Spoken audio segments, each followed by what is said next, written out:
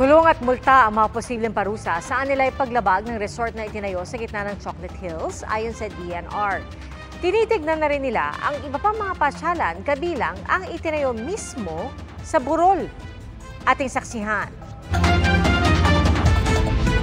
Mula sa view deck na ito, tanaw ang kagandahan ng ilan sa pinagmamalaking Chocolate Hills. Ayon sa DNR, nahulma mga ito kasama ang isla ng Bohol sa tectonic activity na inabot ng 150 milyong taon. Pero ang view deck at hagdanang paakyat dito itinayo mismo sa isa sa mga burol. Ito ang Butagta sa Barangay Tambuan sa bayan ng Carmen. Hiwalay pa sa Captain's Peak Resort sa bayan ng Sagbayan na inulan ng kritisismo sa pagtatayo sa pagitan ng mga burol. 2021 pa bukas ang Butagta at nagpaskil ang may-ari nito na meron silang ECC at clearance mula sa Protected Area Management Board or PAMB. Sinecheck pa ng Carmen LGU kung totoo ito. Magpapatawag naman ng meeting ang gobernador para magkaroon ng linaw tungkol dito. So inihitabo ang Captain's Peak sa Sagbayan, resort sa Sagbayan. I think the same story na wala ko na ECC, mayroon nagto-follow, and then ang akong hibawan is ang karon lately nibawan ako na ang original ko na nakasabutan sa DNR o kanang private naghimo ko ng hagdanan diha na light materials. That is a violation sa ilahang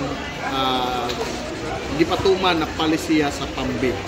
So again, angay na aksyonan gyapon sa taga DNR ang maong problema na hitabo. Kabilang ang Butagta sa mga estruktura at pasyalan sa Chocolate Hills na tinitingnan ng DNR kung may sapat na dokumento at sumusunod sa regulasyon. Sa requirement na ECC o Environmental Compliance Certificate nakalagay ang mga hakbang na dapat sundin bago at habang ginagawa ang isang proyekto para pigilan ang hindi magandang epekto nito sa kalikasan. Ang Captain's Peak Resort nag-operate kahit walang ECC at ngayon inisyuhan na ng DNR ng cease and desist order para mabantayan at hindi makapagbukas. The issue is, does it have an ECC or not?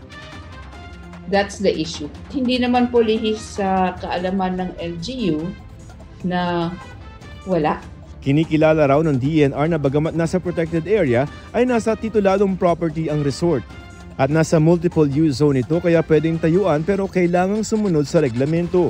Nilinaw din ng DNR nang ibinigay na clearance sa resort ay mula sa PAMB at may kondisyon pa rin kailangan ang ECC. Apart from not having an ECC, there are other possible violations including the potential, for example, for the damage to the environment through the release of, say, wastewater and other types of solid waste management challenges. Sa paglabag daw ng resort, maaari silang maparusahan ng kulong at multa. Minimum of 1 million to 5 million pesos maximum for criminal liability. At meron po karagdagang minimum of 6 years to a maximum of 12 years imprisonment for putting up structures without the appropriate permits within the protected area. Hiningan namin ang reaksyon ng munisipyo ng Sagbayan pero wala pa silang tugon tungkol dito.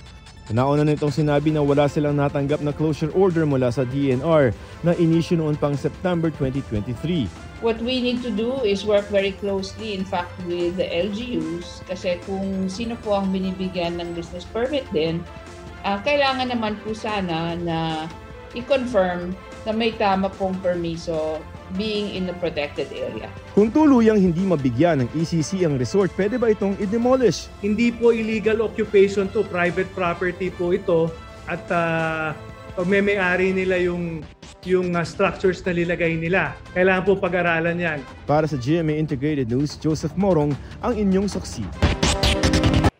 Mga kapuso, sama-sama tayong maging saksi. Mag-subscribe sa GMA Integrated News sa YouTube at para sa mga kapuso abroad, samahan niyo kami sa GMA Pinoy TV at sa www.gmanews.tv.